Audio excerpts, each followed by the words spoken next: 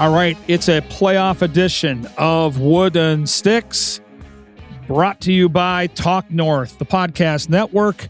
And of course, we are always recording from the Aquarius Home Services studio. My name is Kevin Gorg. Great to be with you today. We're going to talk all about the Minnesota Wild and this playoff march they're on. We're also going to talk a little Kentucky Derby. The first Saturday in May is upon us. And Brian Arrigoni, my dear friend, who was the track handicapper out of Canterbury with PA and myself and Angela Herman and a cast of thousands.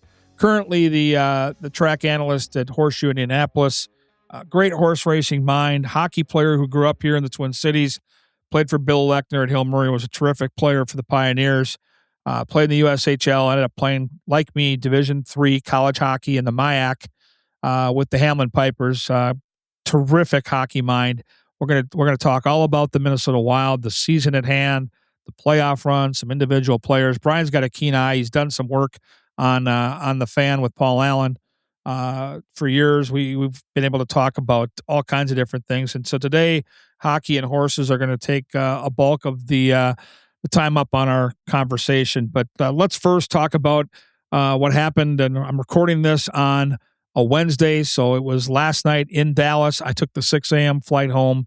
Unlike Michael Russo, I haven't had a nap. I'm on 2 hours sleep, and I'm doing just fine because my adrenaline is pumping. I am so excited about what I watched last night. Back-to-back wins in the series for Minnesota. Physical play, depth. Jesper Wallstedt kind of coming of age, outplaying Jake Ottinger, who I have so much respect for. He's a tremendous goalie, but Wallstedt's been the better goalie in this series. And we kind of thought going in, these teams were evenly matched. And if someone could work out an edge in the blue paint, that would probably be the team that wins the series. For me, it looks like Minnesota. And I don't want to get ahead of where we are. I think all of us as Minnesota sports fans are ultimately, if we were brutally honest, feeling like we're Charlie Brown and Lucy's holding the football. I get it. And I get that there's carnage and there's first-round exit. I get all of it. But I reminded some of my family and my friends in the past week when they were down 2-1 in the series, and I said, hey, so they can come back and win this because this group has never lost in the first round. And they said, what are you talking about? They haven't been to the second round since 2015. I said, really? How many of those teams had Quinn Hughes? How many of those teams had Jesper Wallstedt? How many of those teams had this edition of Matt Boldy? Like, this is a different looking, different feeling, just a different version of the Minnesota Wild. And this team has never lost a playoff series. And so that's how you have to look at it, because Quinn Hughes doesn't give a rat's ass about what's happened in the last decade here. It means nothing to him. I mean, he's such a good player. He was part of a team in Vancouver that got to the second round. And right now, they're one of the bottom 2 or 3 teams in the league. So I'm very encouraged. And I understand that Dallas is a more than worthy opponent. And the 4th win in any series in the Stanley Cup playoffs is always the most difficult win. And Jonas Brodin looks like he might miss some time, if I'm being honest. The crutches, the boot, the whole thing, leaving the arena last night was a little bit depressing. However, Bill Guerin did a lot of things this year to bolster this roster. I mentioned Quinn Hughes. That was the big move, not just for the Wild, but throughout the league, the biggest move made. Adding players like McCarron, adding depth pieces like Bobby Brink, adding defensemen like Damon Hunt, a guy that had been here before. Petrie, another guy with massive experience. And bringing back Nico Sturm with Stanley Cup cred. Like, this is a team that has depth. It's a big, physical, skilled, fast team. And they're showing in this series because coming into the playoffs, Dallas was the 3rd betting choice in the betting market. They were one of the real, true Cup contenders. Colorado being the betting favorite. I think Carolina was the 2nd betting choice. Minnesota was 5th or 6th. They were around 18-1 when these playoffs started. And right now, this team looks legit. Like, they look like they are on the cusp of not only eliminating Dallas, a terrific team, but then I think being right in there, ready to rock and roll with the Cup favorites from Colorado. So let's just enjoy the moments in time. I hope you're getting to this podcast in due time. Maybe it's already happened. Maybe Game 6 on that fateful Thursday night has come and gone, and it's the weekend, and we're either getting ready for Game 7 in Dallas or kicking up our feet and getting ready to watch the Kentucky Derby. Either way, today you're going to get paid because we're going to break the hockey down. And Brian Arrigoni, who is an unbelievably gifted horse handicapper, he makes terrific picks, really good at structuring together tickets and finding long shots. He's going to take us through the Run for the Roses, the 152nd edition of the Kentucky Derby here today on Wooden Sticks. Before we get to Mr. Arrigoni, I got to thank some of the people that make this show happen. And I always start with my dear friend, Mr. John Schweitz, Minnesota Masonic Charities. They are the best. Today, I want to talk a little bit about the Minnesota Masonic Charities. When you think about the Masons, I get it. You think about the funny hats, those pancake breakfasts, which are phenomenal. My dear friend John Schweitz and I have chatted about this, and it's so much more than that. They've got the Masonic home over in Bloomington. They've got the hospital for the children over at the U of M. They are the largest fraternal organization in terms of charitable needs in our country, and they deserve a ton of recognition. So thank you, Minnesota Masonic Charities, for all you do and for supporting us over here at Talk North, and a special thanks to my good friend, John Schweitz.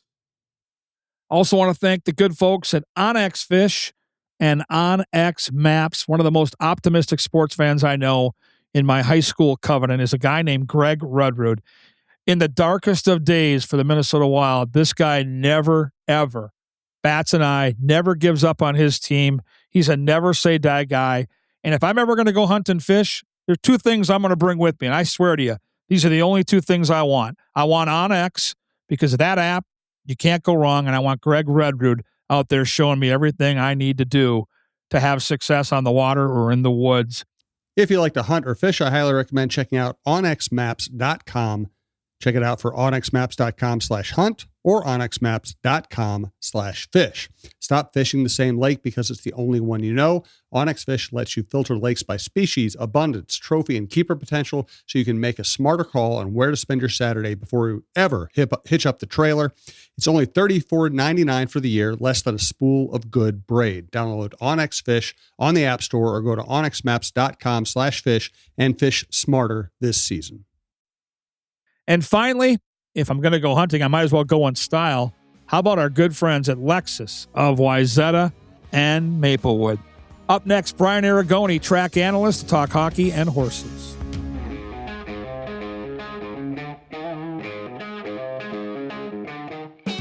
All right, we're back on Wooden Sticks, as always, recording from the Aquarius Home Services studio. As I mentioned in our open, really excited to be joined by one of my closest friends in horse racing and in hockey. He is Brian Arrigoni, BA. Thank you for joining today.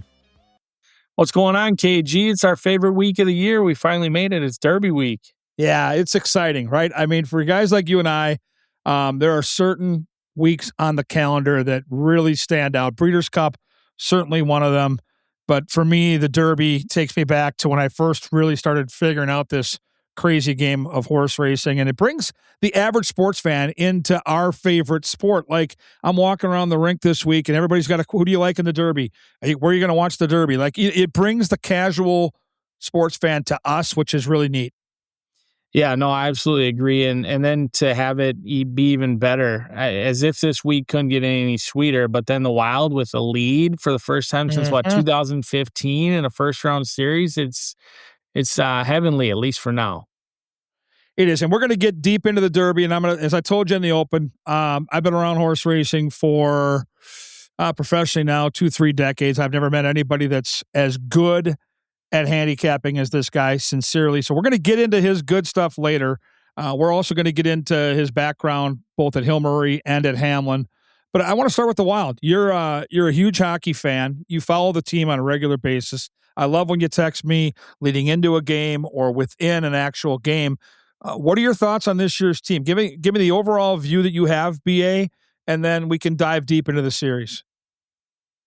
I'm impressed. I mean, I was a doubter. I was not necessarily a believer in guys like Trennan and McCarron. And then, all of a sudden, those are the guys we're leaning on most. So, like some of those role players where, maybe in years past we had the studs, we had the big names, but we didn't necessarily have the depth. And we've seen it in this first round. It's a war of attrition. Both teams are having guys going in and out of the lineup. Zuki missed time, Trennan missed time. They've got some banged up guys now. Brodeen, we'll see about him, but we've had depth. Like, we're outplaying them. We're playing more guys than they are. We're getting the 5-on-5 success, and you see guys that are just ready to rock and roll. Middleton stepping up in a big way with Brodeen going down. It's just good to see, and I love to see it. I'm very excited about this team, and not only this series, but hopefully more to come.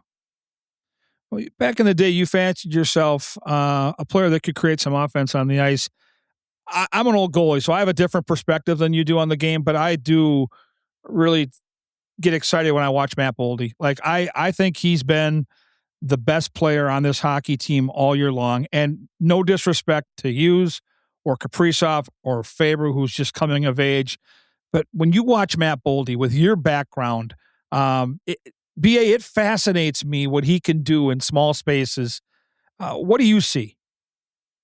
I see a guy who poses fear anywhere on the ice. Like, he's always a threat regardless of where he is. He's not a one-trick pony where he can just dangle you or make a pretty move. Like, he's a threat anytime he has the puck. He can create his own chances and opportunities with stick handling and just being elusive. But then also, we saw yesterday, his release is incredible. And you being a goalie, like, when a guy can shoot it when it's out in front of him, most of the time goalies, they know when a shot's coming because they can at least see a guy getting ready to load it and unload it. He's had that puck, 2 feet out in front of him and still got some power on it and puts it where he wants to. His release is incredible, and I think that's what makes him such a threat. He's a threat to score anywhere on the ice, and that's what's really exciting. And I think we got him locked up for a long time. He's going to be on a team-friendly deal for many years to come, and he's quickly becoming, if not already there, one of the main players in the league. So let me ask you this, because, Boldy has a great relationship with Jake Ottinger. They skate together in the summer, obviously on the Olympic team together, wearing the red, white, and blue this past winter. When you're in a goalie's head, going back to when you played at either Hill Murray or at Hamline, when you're in a guy's head, and it's clear that Boldy might be in Ottinger's head, do you, like, at a face-off, do you mention anything? Because you're buddies with the guy. You don't want to be a jackass, but you're also in a series where, as you mentioned, it's a war of attrition. Any edge you can get is probably going to give you and your team a leg up. So how would you handle that? I mean, the good ones, they usually don't have to say anything. Guys like Boldy, they don't have to say much. But you get guys like, and they have to run their mouth because they're trying to cover for something else where they're inferior. Me, I always had to run my mouth because I was never necessarily the best one on the ice. So I was always talking smack, trying to get in your head and let you know, hey, you messed this one up or whatnot. But guys like Boldy, they don't really have to because their play speaks for himself. And to be honest with Ottinger, he came into the league. He's from Minnesota. He's a Minnesota guy. He's huge. He's like 6'5", 6'6". He had that ton of success his first year in the league in playoffs when they were completely outmatched and he was stopping 50 shots a game.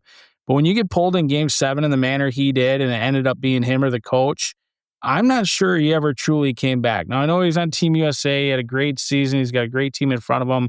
But something like that, I don't know if he'll ever come back. And there are times where he looks like he's back and he makes some incredible saves. And then there's other times that you're just like, he's got to have that.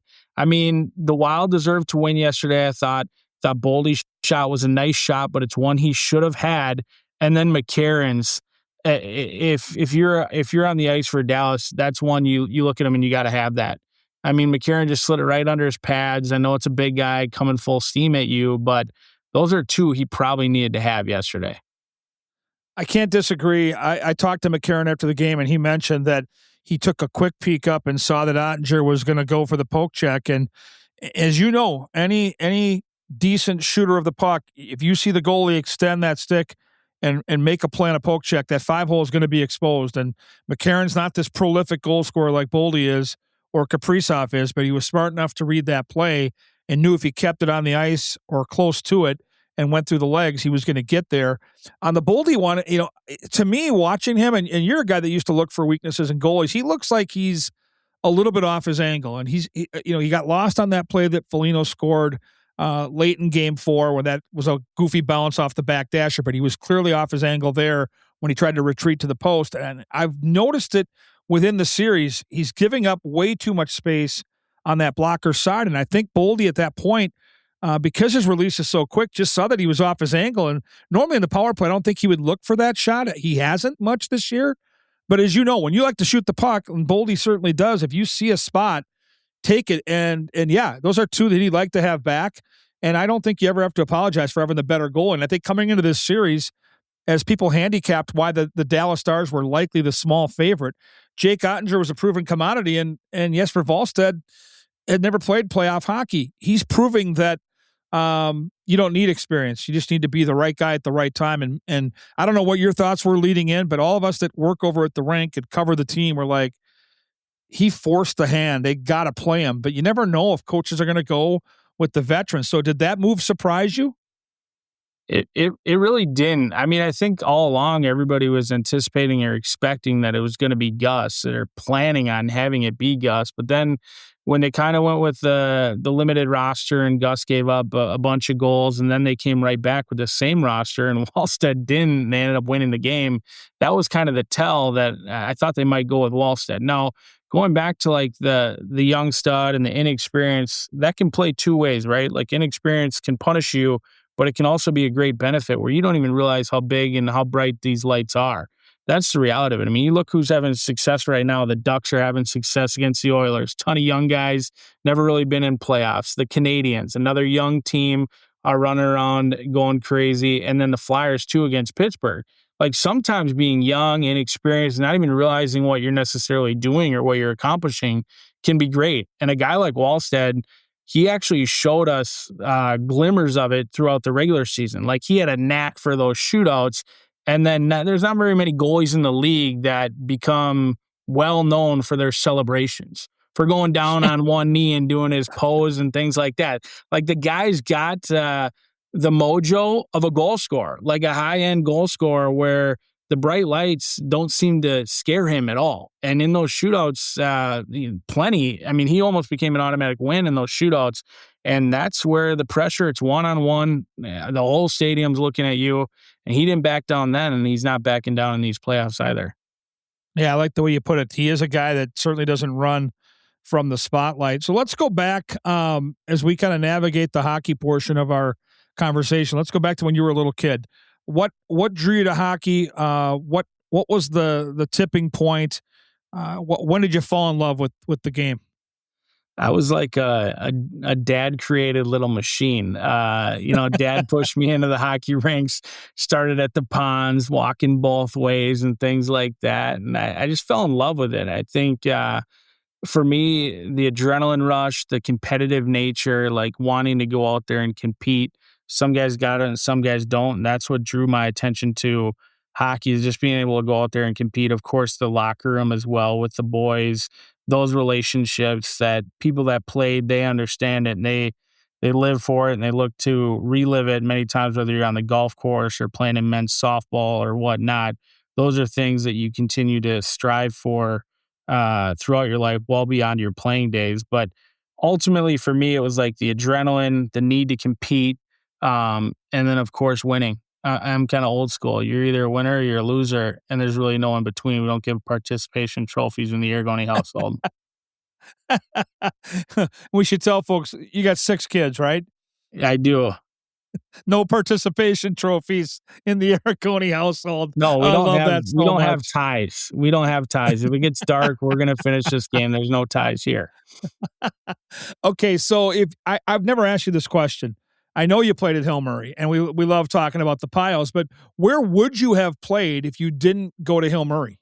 So that's something that I use to my advantage, because not everybody likes the Pioneers as you do. I mean, you're either a Pio or you don't like them, and so there's really no in between. Thankfully, I grew up on the east side at Harding, so depending on who I'm talking to, I'm either a old school East Sider because I grew up at Harding, or I'm a Pioneer, depending on the room or the bar that I may be in. So I like to use both to my advantage, depending on where I'm at. Sometimes I'm the East Sider that's from Harding that grew up on Hard Knock Street, and then other times I'm the spoon-fed Pioneer. All right, so my first NHL like idol was Jules Malash, goalie back in the day, California Golden Seals, but then Minnesota North Stars. He was my guy. Who was the first big time player that you looked up to, followed, thought this is the guy I want to be? I think most guys my age would say like Mike Modano with that North Stars age, but for me, it was Dino Ciccarelli. Like, I love the grit, like going to the front of the net. He could score goals, but he could also punch you in the mouth. Like, he was kind of like the original Joel Eriksson-Ek. Like, that's kind of how I viewed him. Like, he could score, but he would also not back down from anything.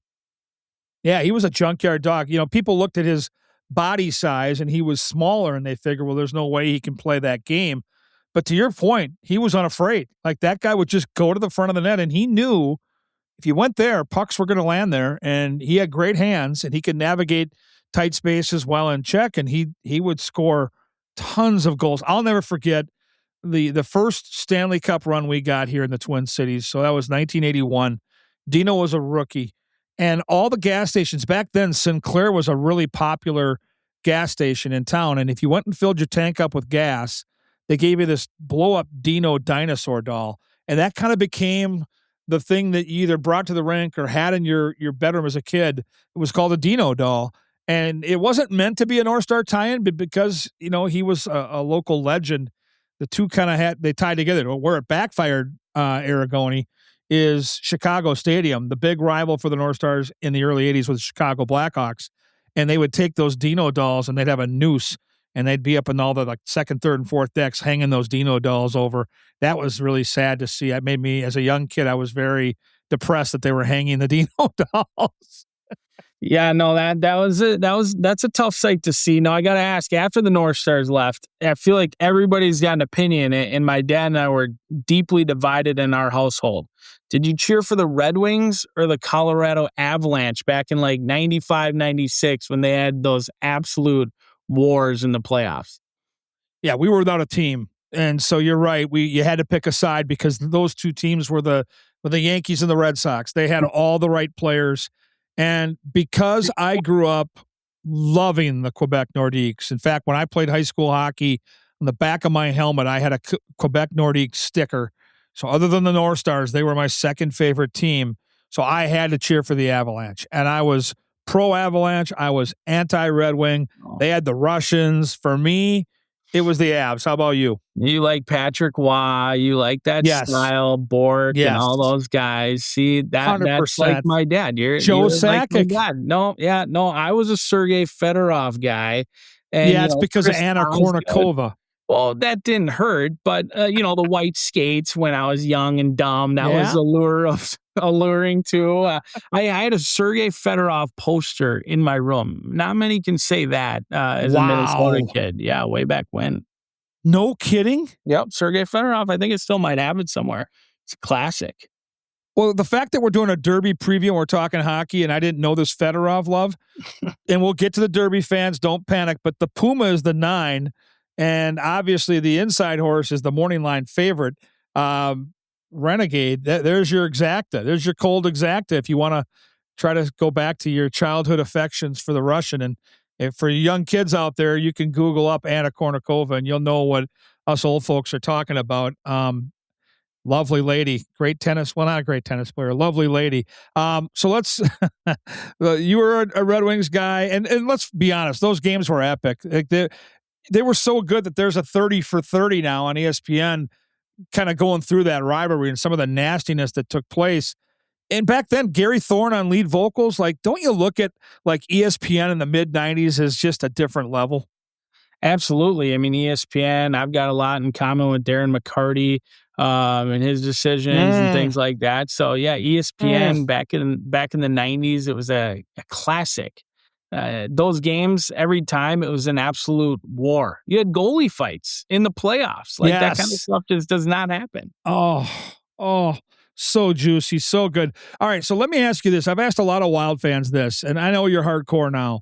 I think it took people a while to warm up to it. I think a lot of hearts were broken in 93 when Norm Green took the team down to Dallas, and certainly that's topical right now with the playoff series we're watching. So the Wild start up in 2000. For you, a guy that grew up loving Dino Ciccarelli and then falling in love with the Avalanche and the Red Wings rivalry, which a lot of hockey fans did for sure. When did the switch happen where you were like, all right, I can make these guys my team? Because it took me a little while. It didn't take me that long. I mean, I was impressionable. I was 13 years old. My dad brought me to the first game ever at the Excel. Wow. He had season tickets. I was fortunate enough where my mom never let me forget that she allowed me to go to the first game instead of her. And she still will remind me to this day. So dad had season tickets for a long time. And I'll never forget like that first game. And then we played Dallas either the first game or shortly thereafter at the X. And it was like incredible. And then you started having guys that Darby Hendrickson, Mikko Koivu, Pierre-Marc Bouchard, you had Manny, you had Rolfsson, Brian Rolston, like all those guys for me were right in my wheelhouse because I was at that very impressionable age between 13 and 16 in their first couple of years. So I was really young when the North Stars left. So for me, it was just easy to pick up right where they left off. Marian Gaborik, he's probably the closest thing to what we have with Boldy right now where he could score from anywhere on the ice. But yeah, it didn't take long for it to click, at least in our household. Yeah, I got together there was 4 of us that went to Burnsville together, and we got 2 seats. It's all we could afford.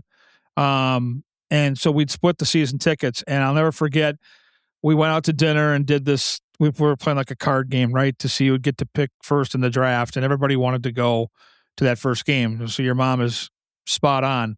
And I was lucky enough to be a part of the 2 people that won the draft.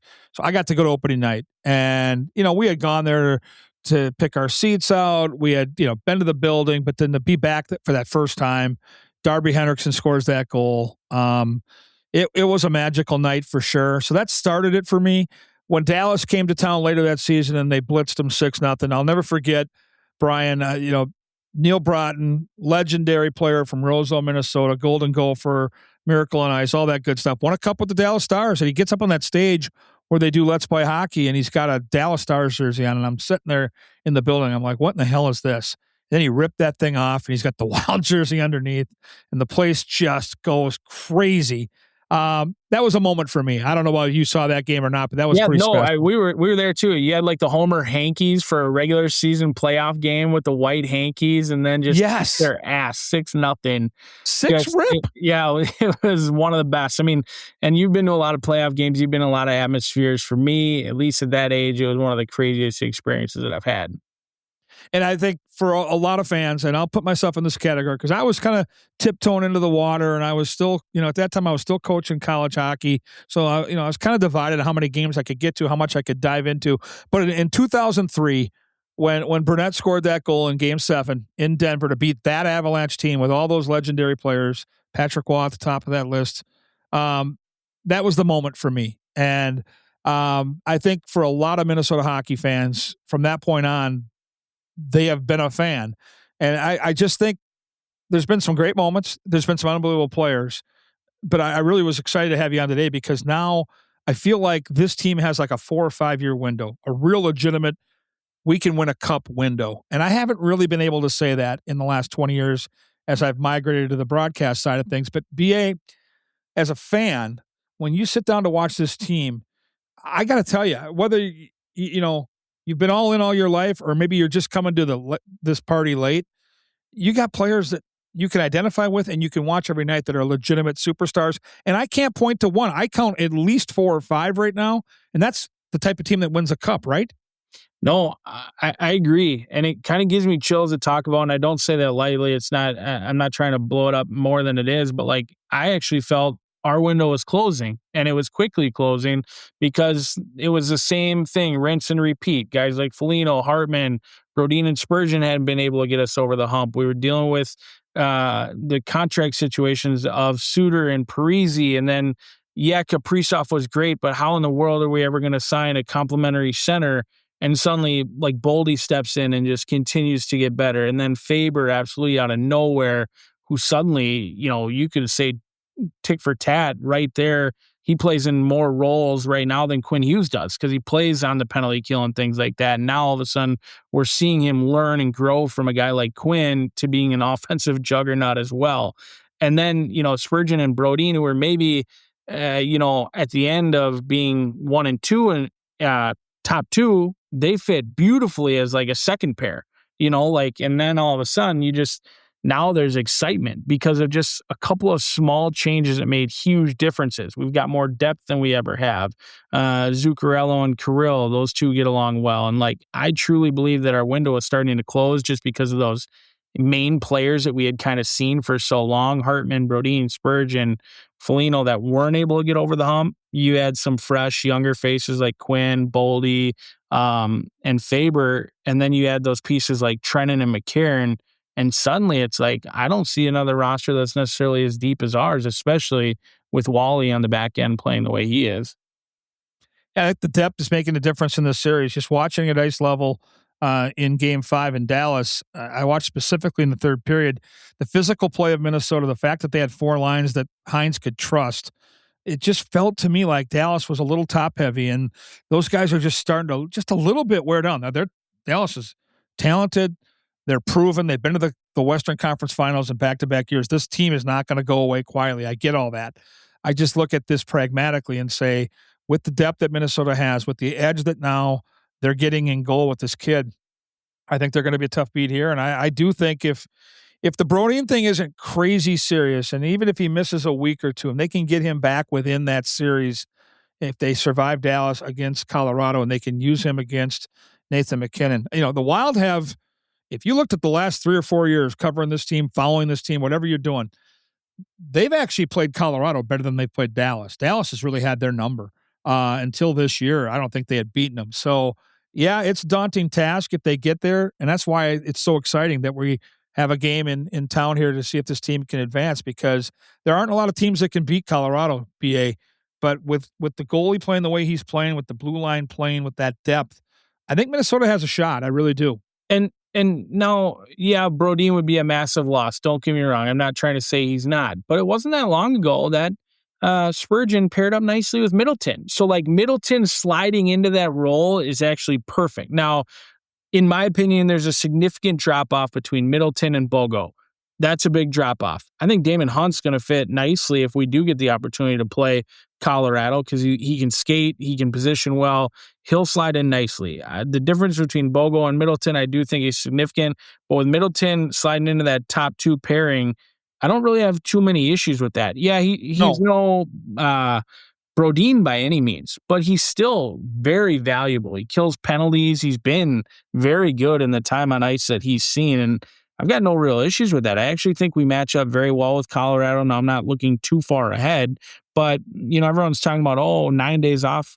Screw that. I think it's beneficial to just keep rolling. Now, will that 9 days off play dividends later on in that series to whoever wins, whether it's us or Dallas? It will, but at least for game 1, and as well as I do, when you went home for Thanksgiving dinner or Christmas break or whatnot, coming back after 9 days and not playing a game, your legs, your lungs, everything, it's just not a good experience. So I think whoever comes out of this series will actually have an advantage versus a disadvantage against Colorado early.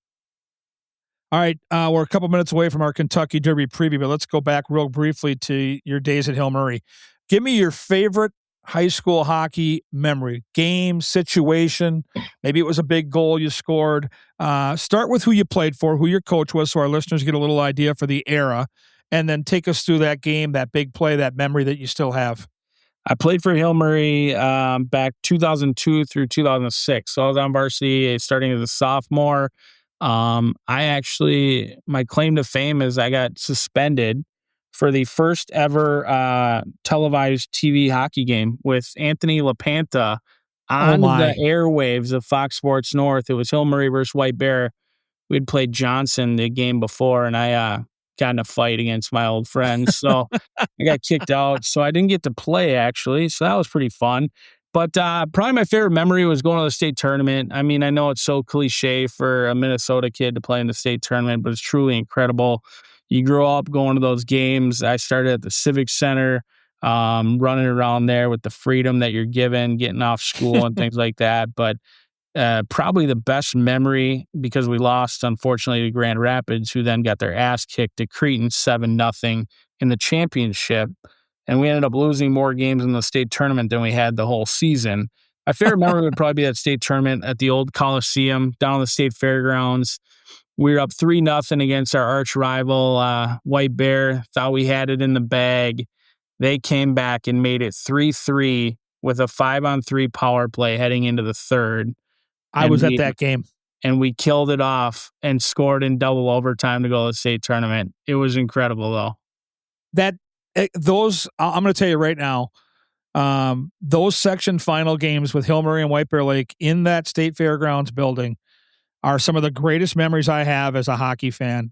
The building was stacked and packed. The bands are there.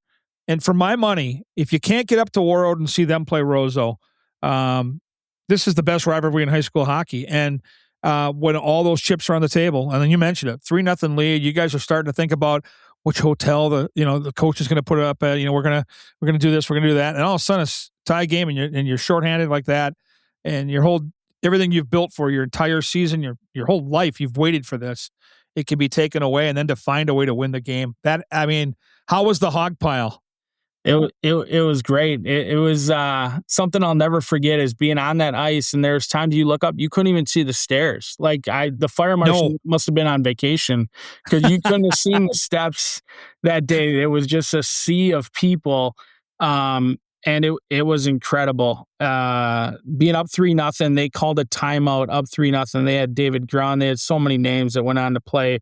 And now, with like Carter going to the girls' high school program at White Bear, they had all the big names. It wasn't what it is so much now, Hillmurray, that has had so much success going to the state tournament. It was no guarantee. We hadn't been in a long time. It was White Bears to win or lose, really. And when they called that timeout, you're right. It was hard to focus. And no matter what Lechner was saying, it wasn't being heard. We were thinking about other stuff up 3-0. And they scored like the very next shift. And it was not good. 3-3 and then going down into that intermission. I can only imagine what Schaffhauser and Lechner had to talk about before they came in that locker room to try and settle us down after, we had seen all of our dreams and hopes kind of dashed. Heading back out for that third period. And Bill Lechner, honestly, one of the all-time greats in terms of high school hockey coaches in Minnesota. This guy, obviously the multiple state championships speak for themselves, but just the quality of coaching, the quality of the human being, the way he's developed players. Like I love Billy Lex and I love what he's created, and he's going to go down as an all-timer. That's not going to be disputed. So for you end up at Hamline, and I'm just curious. I always ask my guests this on the pod. When you were making the decision to that next where you wanted to play, and I know I wrestled and I went back and forth between trying to hang on to that dream at D1 where I knew I probably wasn't good enough, and then I went to St. Thomas. How did you end up at Hamline? A lot of.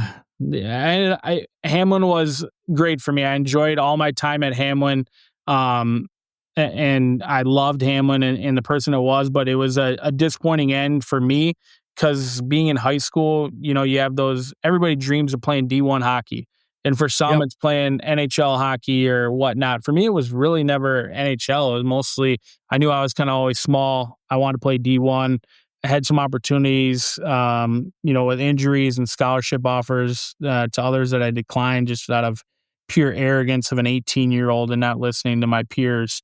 And so I played in the USHL after high school, kept thinking WCHA or bust, because part of the problem with playing in those section final games, Hillmurray, White Bear, state tournament, is you think that like it's either Mariucci or St. Cloud State or Duluth or North Dakota, and there's really nothing outside of that.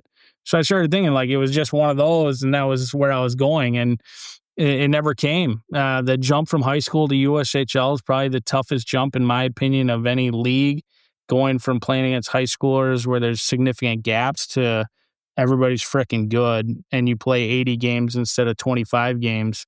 And that's tough. So I played a year at USHL, and then I aged out and played in the NAHL for a year, and nothing really came calling. So I went back to Hamline with plans to go into law school. And I love my time at Hamline. Great time. Scott Bell, awesome coach. He's now scouting for the Flyers, and I was very thankful to learn under him.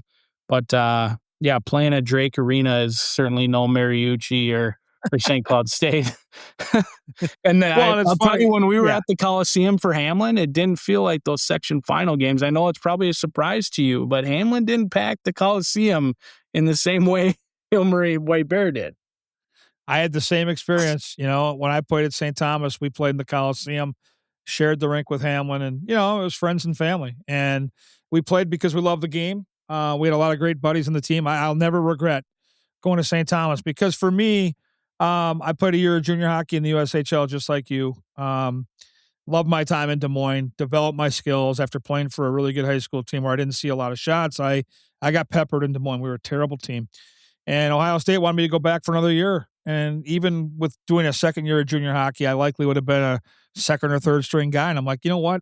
I want to play. I want to go where I can play. I love to be in the net. I don't want to sit and open the door all night. And so it was the right call. And no regrets. Like you said, great schools, great place to go to school in the Twin Cities. So it's funny how our paths then were similar. And then we both worked at Canterbury. I talked about that in the intro. And now we share the same thing with you, me, and Edzo, hockey and horses. So the best way I can segue into the Kentucky Derby, BA, we had a big scratch, big development today.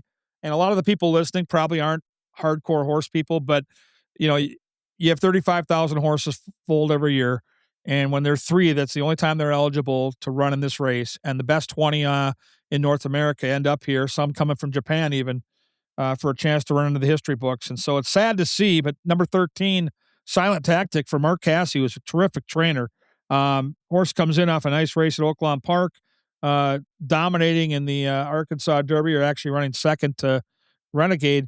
He's out. So did that affect your handicapping at all? No, but if you're like me, then you've got certain trainers that you're always fearful of, regardless of what the form may suggest. There's guys that you're just always fearful of, whether it's Safi Joseph or Mark Cassie's on that board for me, where like even if a horse I don't necessarily like or look like I'm gonna like, I'm always fearful. And that certainly fits the bill with Mark Cassie and Silent Tactic. All right, so now I think when you handicap a race like this, the 3 favorites on paper are the 1 Renegade, the 6 Commandment, and the 18 Further Ado, who's been getting all kinds of buzz leading into this race. Of those 3 favorites, and I don't even know who you like in the race yet, so I'm kind of tiptoeing in the water right here listing. Of those 3 favorites, can you pitch any of the 3? Are you stone cold against any of the 3? And do you prefer one over the other 2? Just with the favorites, and then we'll get into the balance of the race. A complete pitch. I'm probably going to pitch the inside runner Renegade, and he very well may go off favored. I mean, I know they've got the new gate. They no longer have, 2 different gates that they put together with the auxiliary gate, but now they've just got the one gate, which is allegedly supposed to give the inside runners a better chance. They don't have to necessarily cut over. I just don't know how it's going to play out for Renegade. He doesn't want to be on the lead. He's not going to be anywhere near the lead, and I think he's going to get the shuffle back. And how that plays out from there, yeah, you've got Irad Ortiz, but that in and of itself, at least from a betting standpoint, in my opinion, is a problem. You know as well as I do, Irad Ortiz gets overbet consistently, even with the pools in the Derby. I'm not saying he's getting overbet in the Derby pools, but people will play blindly Irad Ortiz. Our friend Paul Allen blindly plays Irad Ortiz, and he's not isolated in that. So with him drawing the rail, Todd Pletcher, he's out for me. I think Further Ado and Commandment are 2. Further Ado I view similar to that Rapoli monster. I'm blanking on his name, but he either ran an incredible race or exactly. He either ran excellent and dominant or he didn't show up. And I kind of view Further Ado similar to that, although he doesn't necessarily need the lead. I think Further Ado is going to go out there. He's going to be on the lead. He's likely going to get pressured through one of those Japanese animals. And Commandment should get a great trip. I like Commandment, the other Brad Cox trainee. I think Cox has been knocking on the door. Yeah, he kind of won with Mandaloon. He's had some other close efforts. But Commandment, this is a horse who's been down in Florida. The Florida Derby's had a ton of success here recently. Puma and Chief Wallaby are getting a ton of love right now. And while his Florida Derby win wasn't the most impressive thing I've ever seen, I went back to that February 28th Fountain of Youth, and he won easily. And maybe the thing that I like best is I read continue to ride him well after the wire. Like there was intent. They already knew the idea. He was still asking him to continue on and carry it out. And he may have only won his last 2 races by a neck and a nose, but there's more in the bottom of that tank. He got a clean trip last time, but go 2 back on February 28th. And I think that was the one that was super impressive for me. Then I also saw interview with Irad, kind of talking about how he picked horses or how they pick horses, him and his team, because obviously, looking at jockey trainer combination, one would venture to guess that Irad chose Renegade over Pletcher. And he, in a very subtle but less than subtle way, basically said he left it up to his agent, which concerned me a whole lot less seeing Irad land on Renegade versus Commandment. So sorry, that was a long-winded version. I like Commandment a decent amount at 6-1. I think he's got a great post. I think he can be in that second flight covered up. Renegade for me is the pitch. I'm not sure Further Ado is going to carry on with it. He's a horse that likely either wins or finishes off the ticket. How did you see those 3? I'm a Commandment guy because I believe in the Florida prep races. They've been so dominant lately. You made a great point there. And I've been on Chief Wallaby all winter, and Chief Wallaby has got, he's been in the mix with him, but he's been beat by him the last 2 times. So Commandment has to be on my tickets. The only thing that really gave me cause for pause, I didn't mind Irad going to Renegade, but I have to give some love to number 15, Emerging Market, because if Irad's the best we have in the racing game right now on the national stage, Flavian, however you want to say his first name, Pratt, the jockey that's going to ride 15 Emerging Market, is second best. And I don't think the gap is that significant. Pratt's numbers in the Triple Crown BA, as you know, are scintillatingly good. And he gets off Commandment to ride a lightly raced horse for Chad Brown called Emerging Market. With that being said, I have to use both those horses in my trifecta box. I think the 15 Emerging Market is super sneaky. I mean, sneaky in the sense it's Chad Brown and Flavian Pratt. So, like, very, very sneaky. In the Derby, though, I'm telling you, this horse is under the radar. I know he's going to get bet because of the connections. So, since you have statistics on the Florida prep races, how have the Louisiana Derby preps done in the Kentucky Derby? Well, you mentioned one of the winners, Mandaloon, who got there, by the DQ, right? That's, yeah, technically. That's like the one asterisk where they've had success. Right. They haven't been great. New York hasn't been great. It's been dominated by California and Florida. And, mix in once in a while a horse that runs in Kentucky in the bluegrass, but not a lot. And I don't know. I just it's so funny because all my life I've wanted horses to have a foundation. I thought that was a big deal. The modern horse racing game is so different now, BA, where these horses just aren't racing. And it's frustrating because you'll see them and then they're on the shelf for 2 months. And, Chad Brown is not a trainer I'm a big fan of. And anyone who knows me knows I don't like the guy. He's a hell of a trainer. And this horse to me looks like the real deal. And what do you make of Pratt getting off your horse? I don't mind it because I've been against Flavian Pratt. You don't like Chad Brown. I don't like Pratt because Country House, how he objected against maximum security. He was on Country House, and that was before Flavian Pratt was Flavian Pratt. Thought it was the most insane, financially costing thing that I've ever seen. Is the disqualification of maximum security. Now, Jason's service aside, that's a different conversation. However, that was Luis Saez against Flavian Pratt, and I've just never forgiven him. And Country House never came back to run again, which is pathetic in its own right. So I've been an anti-Pratt guy. You're an anti-Brown guy. I've listened a lot to Chad Brown this week, and to say this horse, Emerging Market, has exceeded his expectation is like a glaring understatement. He called the horse this week feminine, and that he looks like a female horse. But then when they get the tack on, he kind of puffs up a little bit. Like that to me doesn't sound like he views this one as like a huge Derby contender, or at least didn't. They debuted at Tampa in a $32,000 stakes race. They only went for 155, and that's not to sneeze at, but in the terms of like Derby animals this year or any year, 155,000 is like a drop in the bucket. That's like nothing for these guys. I mean, right next door in the starting gate is Potente, who they paid $2.4 million for. I don't like that they had 24 workouts prior to the debut. I know it was a huge effort in the Louisiana Derby. It was a clean journey, I thought. He ultimately wore down a very long shot in Pavlovian. So I didn't know what to make of that. Like, I liked the performance. I got nothing to knock on the performance. I don't necessarily like what Chad has said, that he's a feminine-looking horse who pumps up when he gets the tack on. But absolutely can win. You really think you're going to get 15 to 1, or you think that's going to be closer to 10? I've been watching the early markets. He's 11, 12, 13 to 1 right now. So is Wallaby, the horse that's getting pounded. And I'd love your thoughts on this horse, because I'm a fan of this horse, but I just don't think there's any value.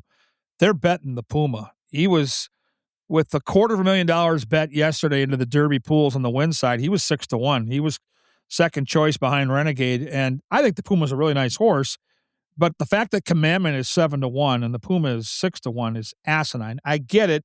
It's early in the wagering, but we've seen some of these trends hold true, and it's a catchy name, the Puma, right? It's kind of fun. The jockey Castellano is on fire right now. He's been great the last couple of 2, 3, 4 weeks. I don't know what to do with the Puma. I mean, the Pumas, we've seen this before. Mage, right? I mean, same connections as Mage. Yeah. Ran huge, getting bet. I mean, it's probably the old Venezuelan money or Puerto Rican money dumping in with the exact same connections that can run a big one. And I mean, I think Mage had a little bit more stamina built up. I mean, that was a horse who came in off a second in the Florida Derby, won on debut. I mean, he made a little bit more sense than the Puma. Puma for me is just, I think he's kind of the wise guy horse right now. Like, I think there's a couple of wise guy horses, and Puma's being one of them. He's always run his A game, but it's very rarely been good enough. Now, would it surprise me if he won? No, it wouldn't. I mean, he only lost by a nose to Commandment. I just thought Commandment was much better that day. And this is a horse who didn't win on debut, went to the Sam F. Davis. They've always thought highly of him, but for me, I'm not seeing a ton of value in it. Can he win? Certainly. Do I trust Castellano in a 20-horse field coming from the back of the pack? Probably not. So for me, again, going back, you want that you want that conviction with horses that raced at 2. He didn't race at 2. Now he's got his 5th race since January 10th. I mean, they've really kind of asked a lot of this horse to get him here. Now, the betting part of me, though, you and I always joke about it, the late money, but also the early money. Like, sometimes that first click is indicative of a horse sitting on a big effort. Like we see it all the time with first-time starters at Canterbury. That first click can lead you to a horse that's going to run big. And so that does scare me a little bit. Well, I don't like what I see on paper and I don't see much value. I am respectful of the first click syndrome with a lot of money coming in, because now the pool's got, I think, over 400,000 in there, and he's still sitting right where he is. Like, we're starting to get serious, and he's not really going up at all. Crazy. All right. I'm going to ask you about one more horse, and then I'm going to get to your top 3 picks in order in the Derby. The Japanese horse that everybody's talking about, I've had a couple buddies text me, is the 7 horse, Danon Bourbon. The workouts have been spectacular. I don't know what he faced in his 3 career starts, all in his native country of Japan, where he's been racing his entire career, but he's undefeated. He's a Kentucky bred who hails from Japan. What do you do with the 7? Pitch. I just pitch him. I mean, it's asking a lot. Until we see a UAE Derby or a Japanese horse come over to the Kentucky Derby and win, I know they've had a ton of success with the likes of Forever Young. They've done well in the Breeders' Cup and things like that. But for me, I think it's just asking a lot of a young horse. Forever Young is a generational type talent that ran huge and ran his eyeballs out. Now, could he be another Forever Young? He could be. But if he is, he's going to do so without me and without my money, because it's just asking a lot of a young animal who just raced on March 28th to fly halfway around the world, probably with multiple different flights, get accustomed to how many changes there are, whether it's the barn or just the surroundings, and go out and win probably the premier race of the entire year, at least for 3-year-olds. So I'm always going to play against those UAE Derby types along with the Japanese until one season they cost me a lot of money. But until then, I'm just going to continue playing against them. How about you? I'm pitching. Yeah, I just, unless he's another Forever Young, which is as you mentioned, a generational talent, I just don't see it. And when they bring their own jockey in, I don't like that. I think until I see somebody that doesn't race here in the States and has experience at Churchill Downs and maybe some experience in a field like this, it's going to be young horses, 150,000 fans, horses freaking out, trip that gets to be kind of crazy. I can't do it. And especially now that he's been bet down to like 12 or 13 to 1. All right, I've got my green pen ready because I like to color up the picks on my racing papers. Give me BA's top 3 in order. Well, top 3 in order is always challenging for me because I'm a horizontal guy. I'm starting to get into verticals. This is the one race of the year that I'll really dive deeply into the verticals and be in the exactas, trifecta pools, along with some of those superfectas. I like Commandment on top at 6 to 1. Underneath, I'm going to be using a lot of the West Coast horses. So if you had to hold a gun to my head on second, I know they clomped home in a ridiculously slow time. But I'm looking at, potentially Bob Baffert's horse in there. It's not going to be popular, but this is a guy who's had a ton of success. And I don't see a lot of speed in this Derby. That's the one thing I don't see. I don't know how you see the pace complexion. But isn't Potente gonna get the lead, or at least be asked to get the lead? And as you know, Bob Baffert horses don't always tire late in the lane. So I think Potente could get the lead and hang on for a piece. I know he didn't hang on as they expected, but he was hard used in the Santa Anita Derby. He's lightly raced. He's continuing to improve. And he's been really working out well at Churchill Downs. And I do like that Baffert shipped over early with him to get a run over the track. He hasn't always done that. Sometimes they go right from the West Coast right to the race, and I don't particularly care for that. So I thought Potente, and then another West Coast horse, your guy, not my guy, your guy, Mike Smith from the Canterbury days. I mean, I like So Happy. I don't care for Mike Smith at this stage of his career necessarily, but if he breaks sharp and he's kind of in that second flight, I mean, Mark Glatt can train a horse to run and hang on. So I'm always fearful of the West Coast horses, and this is probably the first year that I can remember, at least in the last decade, that the West Coast is being overlooked. And it's really only because the Santa Anita Derby, that final furlong, came home dawdling and they were walking home. But every other year, the West Coast horses have taken a ton of money. And right now, they're really just not getting any love or, frankly, any respect at all. So I think there's value there just because they're being overlooked. They're not being talked about. It's the first time I can remember Bob Baffert's not being discussed or interviewed, on the daily. So I think there's value there. And then a horse like Full Effort, the other Brad Cox, could run a big race. This is a horse that the connections have been high on. I like to monitor, the wagering aspect of it just as much as the handicapping. And I don't miss that this horse has raced 7 times. He started on the turf. He's been on the synthetic. He's gone off favored in 5 of the 7 races. And he's been as consistent as they come. And just because he's never been on the dirt, I think he's being overlooked. I think he can get a piece. Do I think he's a win candidate? Probably not. But in that 20 post, he can absolutely get a piece. He could tuck in, be on the outside, be in that 3rd or 4th tier, and come clomping home when the rest are tiring. He could be running for a good trainer in Brad Cox. That's Eddie Olchuk's top pick, and I always respect a gambler like Eddie O. He loves to find value, and he's on that horse. So I think Full Effort is a very interesting horse in the exotic wagers. BA, I kept you longer than I wanted to. I apologize. My clock management was a little off today, but it was worth it. Talking hockey, talking horses. Enjoy the rest of this playoff run for our favorite team, the Minnesota Wild, and enjoy Derby weekend. I know I'll be talking and texting with you throughout. I can't wait to get your thoughts on some of the undercard, but I really appreciate you doing this today. You're the man. You're my idol. You know that. Best of luck. The best in the business. He is Brian Arrigoni. I'll be back after a quick break to put a bow on this week's edition of the show.